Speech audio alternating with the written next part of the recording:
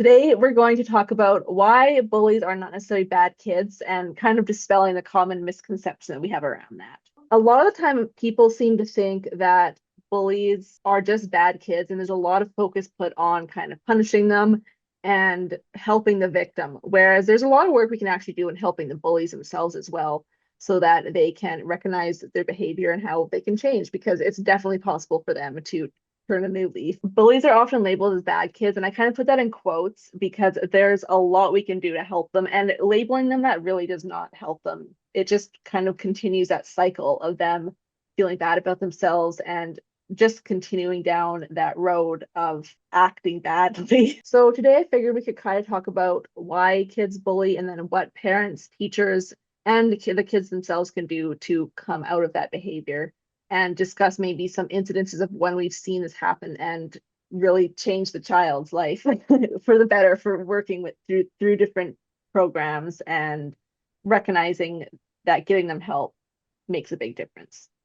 So let's talk about probably the root causes of what causes this. Well, I think, or I've observed, children often want what they want. And, without any specific roadmap how to get there. And some find it just very easy to bully, go over and take something from someone and Yeah. walk away. And then that manifests itself, and there's a lesson in that this direct, aggressive, expedient approach gets them what they want. Get So them it's what they really, want quickly. yeah, and it's really up to adults and parents to point out, well, no, I know you want the ball, Jimmy, but that's not the way to do it. You have to ask nicely. And I mean, it starts with layering that, and there's a certain amount of respect that needs to be taught that I think all children innately at a younger age would definitely bully because Yeah. they want what they want. So have you found kind of in your experience, I mean, definitely raising your children, is it kind of they just do it naturally without maybe seeing necessary role models of maybe someone else acting that way, but they kind of just do it all on their own? Oh, absolutely. It often starts as a spontaneous thing, and then children quickly learn, hey, that's how I get what I want. And they start doing it. And I think, just a little gentle correctiveness, to the child, correct the child, starts to teach how you need to behave with each other. And that could go either way. I mean, depending on how the parent or teacher is addressing that can really go down one of two paths of either they recognize that they need to be changing their behavior and there's more respectful, cooperative ways to get what they want, or you go down the other path of where they're maybe yelled at or punished, and then they feel a lot of shame and maybe insecurity about that and are not taught better ways to get what they want. Yeah, no, that's very true. That is very true. And I think I've read numerous articles where most bullies have been bullied growing up. So it's this, shock and awe, if you will, going in and you intimidate another child to either get what you want or make yourself feel better by making them feel bad, and so It's a vicious cycle.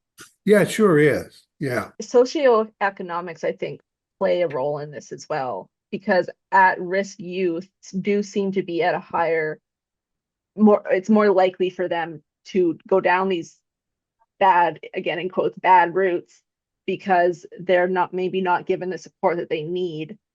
Whether it's maybe their parents don't know how to deal with it properly, so then they cannot support their child in changing their behavior. Yeah, I saw a lot of that with single parents and the socioeconomic problems that go with that. They don't have enough time to be a good role model for their child. They're trying to make it meet, and they come home and they go from daycare and they've got to fix dinner, get the child settled down, put them back to bed. They don't have mentorship, children like this, or with a single parent I've found, and I own a daycare center they just tend to lend themselves more towards bullying because they're treated aggressively, and so they treat others aggressively. I've actually recently was speaking with a family and the parents came from a addiction background and their child was taken away from them at one point. And when he came back to live with them, they were a year or two into being sober, but they still didn't have the emotional regulation and the skills to help themselves quite yet. So then it was even more difficult for them to help their child who was struggling because of growing up in such an unstable environment. Oh, I mean, yeah, that's traumatic. You yank a child out of their environment, throw them in a new one. They get into a self-defense mechanism where they've got to fight for themselves, and they'll do whatever they need to do, to survive.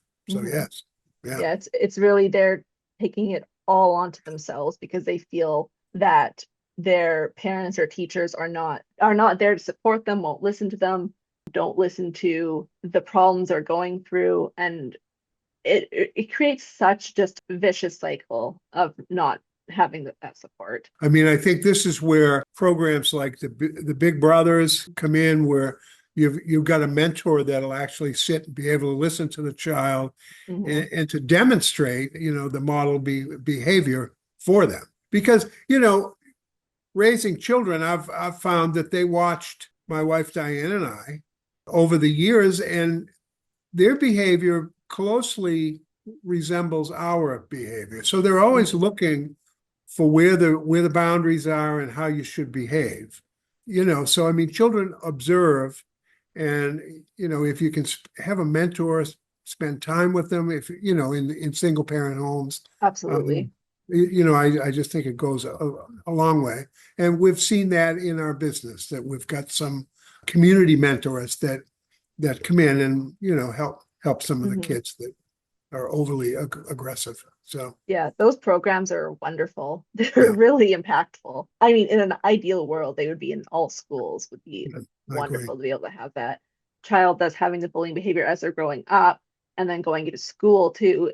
So we're separating a little bit maybe from the parents at this point, then they're more likely to be finding, again, in quotes, bad friend group. So then they can have that peer pressure to either fit in with their friend group or to feel like they need to bully so that their friend group doesn't pick on them. It's a lot of peer pressure. No, there sure is. And I mean, and especially, kids in a group like this that seem to egg each other on, that, go insult this person and see what happens. And they tend to do it in little groups like that. And then it just gets bigger and bigger of kind of the actions they're taking. You can start with maybe some small things that people don't notice right away, but then that can go into more aggressive bullying, more aggressive. It can lead to assault. It can lead to criminal charges. It can really go down a bad path. No, true. And I think, as they get older, they become more and more unhappy with themselves because this is not a behavior that society readily accepts. So people start casting aspersions on them. Oh boy, here comes Jerry. Watch out, what's he going to do today? And so the bully sort of gets put in a corner where no one wants to associate with them. And that leads to a lifelong problem anyway. It does. Yeah. Isolation is never going to help them change any of their behaviors or feel good about themselves. And feeling good about yourself is such a core component to acting respectfully and all these great behaviors. Oh yeah. I mean, I grew up with a child that was kind of a bully. He was a redhead, and people made fun of him for having bright red hair, orange hair, kind of. And so that turned him into an aggressive child that would attack you before you could attack him. And then he became known for causing trouble wherever he went, upsetting people. And I remember, because I used to have to ride the bus with him. And, on the way home, he said to me once, he said, I don't understand why nobody likes me. And I said, I don't think I said much because I was a little apprehensive of him too. But, hearing him talk like that, and then you read all of Terence's works, Hmm. and, the bully has a problem with self-image. Absolutely. And that's the thing I think that schools and parents just could have a lot of education around, Yeah. educating all the students, quite honestly, that bullies just need help. They really do. A lot of shame, a lot of poor self-image, a lot of usually low self-confidence. If we can recognize that, and if the adult and the children can all recognize that, it can go so far to be able to help them. Oh, yeah, absolutely. Like Terence Webster-Doyle always said, a bully needs a friend too. They have the same needs as everyone else. I think if we just look at how labeling kids as bad and as bullies really is not helping them because it creates a lot of shame for them, really closes them off from some opportunities to help them as well. Because a lot of times it does seem to be focused on just punishing them. Yes. No, and it should be too. I think, and we focus a lot on the victim as we should, but I think it's important to focus on why the bully bullies. And if children, victims, and bullies alike can understand why they bully, can understand that bullies need friends too. And so, as a class, when I was teaching the bullying program in martial arts, we would have a circle and go around the room. What is a bully? What does a bully say? Why do you think they become bullies? Are you bullies? Has Mhm. anyone here bullied their little sister? And you get a lot of hands go up, but you get a little understanding and insight into what the bully's going through. Well, that's a big one to be able to recognize that we've all been bullies at some point. Yes. So being able to recognize that within yourself really helps give you a lot of empathy and compassion for what other people are going through when they are displaying bullying behavior. Yes. Yes. And I mean, nonetheless, you have to deal with the bully and you have to Hmm. diffuse any harm coming your way. But it helps to have an insight into why bullies bully. Absolutely. It gives you a lot more, just a lot more understanding and being able to maybe come to them more on a level playing field of trying to show them that you want to help them and that you want to increase their self-confidence, increase their self-respect, and dispel some of that shame they have from constantly being labeled as this terrible person. Yes, and they can feel that people do not like them. They can Hmm. feel that just by looking at people. It's a very strong energy. Yes. So I mean, it's a problem. I spend most of my time dealing with the victims of, Yeah, you which a lot know, most people do. Most programs yes, focus on them too. right. Because by the time I get to it, it's already a problem. Hmm. And and the bully's been at it for quite some time. So it's not as easy to turn the bully around as it is to teach the victim how to deal with it. It is. There's both those areas of prevention of if you can help the victim understand how to be managing it and preventing it from their side, but then also help the bully not do it in the first place. You have that two levels of prevention of where you can be reducing the amount of bullying that's happening. Right. And I mean, and I think as a child, that's the easiest way to stop it is to point out that that's not the way that we're going to do this. That's not the Hmm. way, to treat Johnny. How would you feel? Do unto others. And I think, that's one of the lessons. How would you feel, if someone comes up and just grabs your pen out of Hmm. your hand and or grabs your lunch or insults you? How does that make you feel? When you're having your lessons on talking about bullying, do you find there's a big difference between when you're working with young, really young kids versus maybe teenagers? I think the younger kids are easier because they look for more direction. I think the teenagers have already decided, who they are, Hmm. and it's a little more difficult. But I've found through martial arts, I've been able to create teenagers that suddenly have humility after a period of months of trying to do a very difficult thing. Actually, we used to get into sparring, which is controversial, but it was just touch, punch, kick, touch.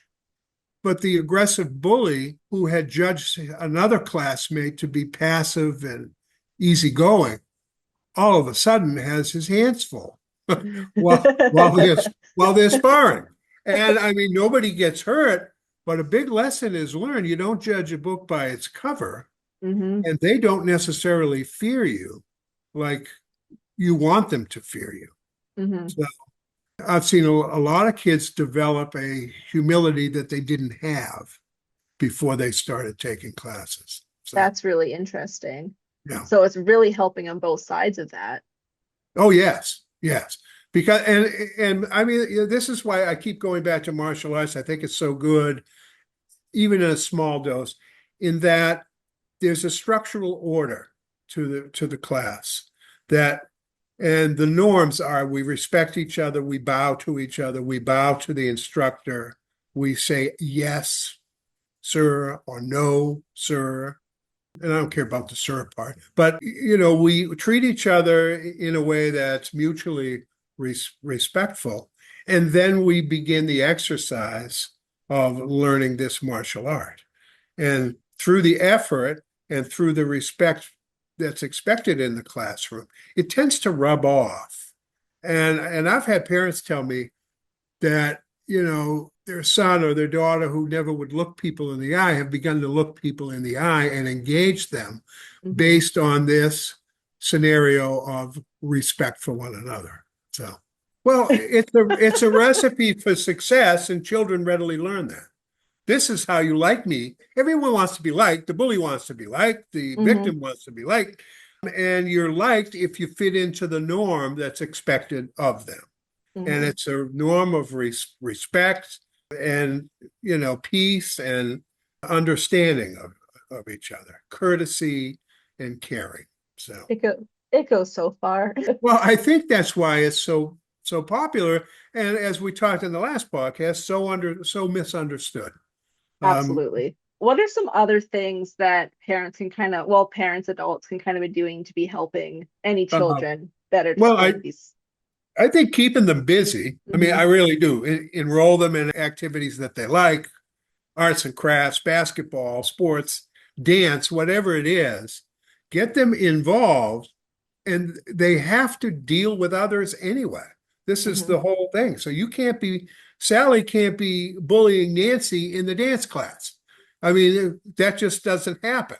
You're Hmm. not going to be bullied in the arts and crafts class. You're trying to Hmm. create something, beautiful, and there's no room for that. So if you don't give them enough free time and you keep them involved, all these activities tend to build character anyway.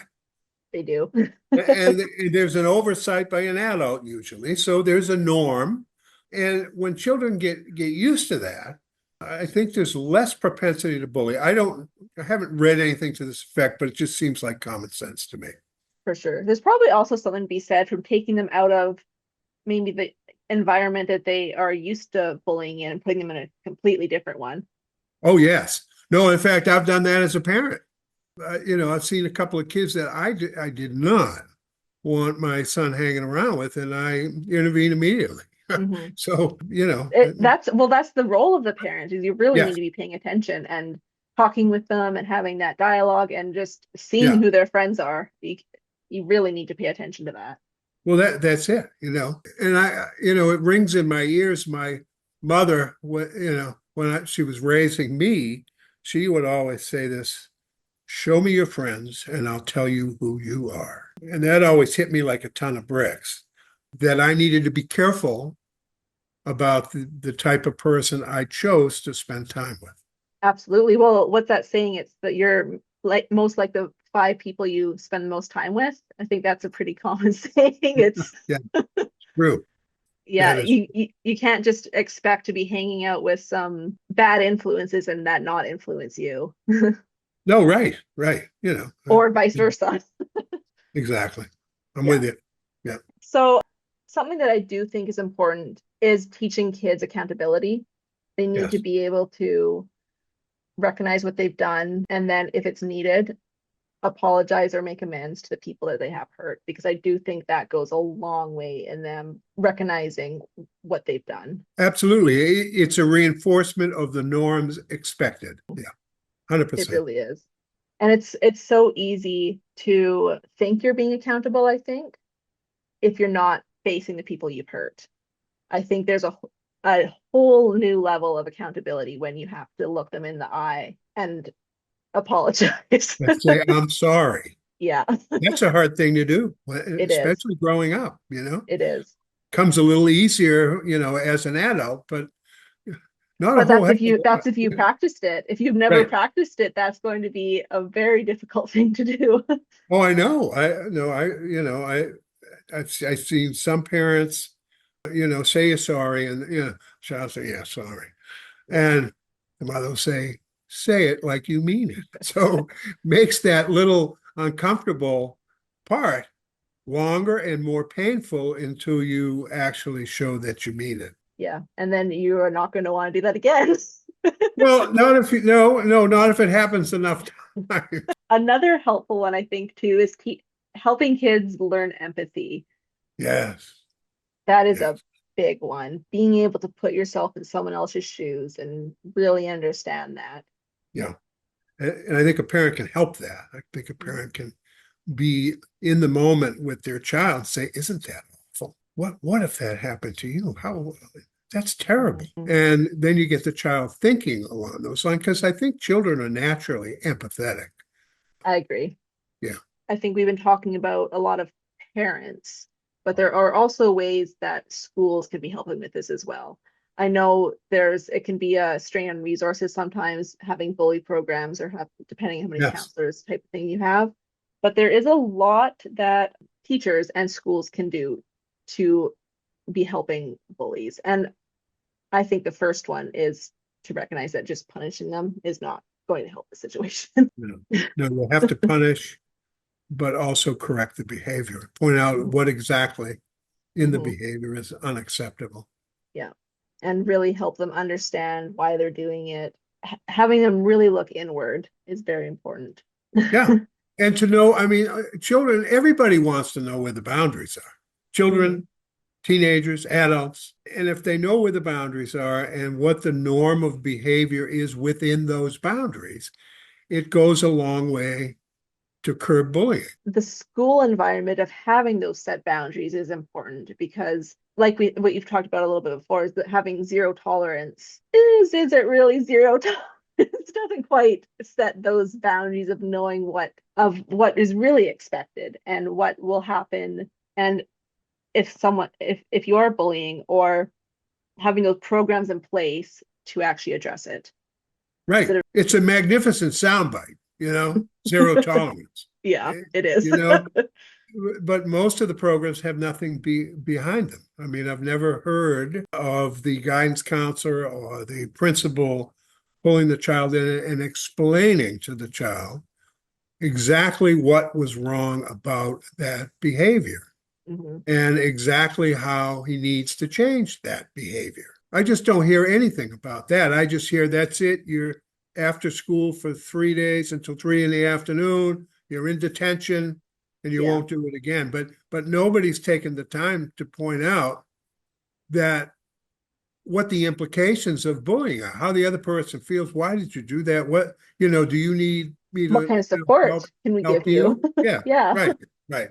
No, Yeah. that just doesn't it. It's just pure punishment. So So that doesn't it's work. no, it doesn't. That's when you really need to bring in the actual effective bully programs Yes, or bully prevention programs. yes, absolutely. Because children need to understand. They need to know where the boundaries are, but they need to understand what the modus operandi is of the whole thing. They need to know these are the acceptable standards of behavior. These are not acceptable. Mhm. And then they'll exercise the right ones because they don't want to go back to, you know. Yeah. Yeah. And so So, and sometimes you'll get the kids too that, especially in maybe zero tolerance policy schools, where they just want to they keep asking why instead of you say what the rule is and then that's it. But yeah. some kids are going to want to get that. They're like, but why? But But why? why? But But why? why? And you have to take the time and answer that, and if you follow a bullying program like we have, you could actually sit down and explain what a bully is, how it feels to be a bully, how it feels to be bullied, and why it's unacceptable. And get the child to understand how the victim feels and get the victim to understand why the bully bullies and how the bully feels. Mhm. So And I think the greater the understanding level is, the lower the incidence, It's building that empathy. Yeah, right. It really Right. is. Yeah, to your point. Absolutely. Yeah. So within that bully programs, there needs to be a focus, and it seems like there's a lot more focus on this these days than there used to be, but on social emotional learning.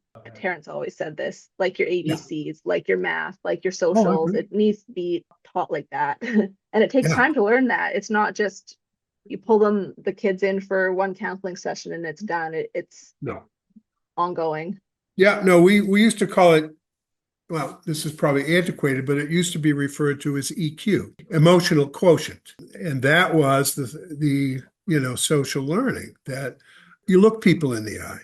You always treat people with kindness. Mhm. That's your first move. Until proven otherwise, you need to treat them with kindness and respect. And that begins to set the building blocks that every person you meet is a transaction. And it's a transaction of EQ. It's a transaction of you listening, being kind, understanding what's being said, or understanding what the need is, and then responding accordingly. Absolutely. As we wrap up here, I just want to reiterate that bullies really are not bad kids, and labeling them that way does not help them. So we really need to take the time to give them resources, give them understanding, give them our support, and we can really help them change their behavior and turn their shame and their maybe quite honestly, self-loathing into self-respect and confidence. And you can really see a huge change in children when you start really supporting them. And when you teach the victim why bullies bully, and they begin to understand that the bully is often the one who is really bullied at home and is just reflecting the treatment that they get, and that the bully wants something but doesn't necessarily understand how best to get it. Yeah, that really boils down to that. And when kids and adults can understand that, I think it creates a world of difference. I do too. I've seen it. Yes.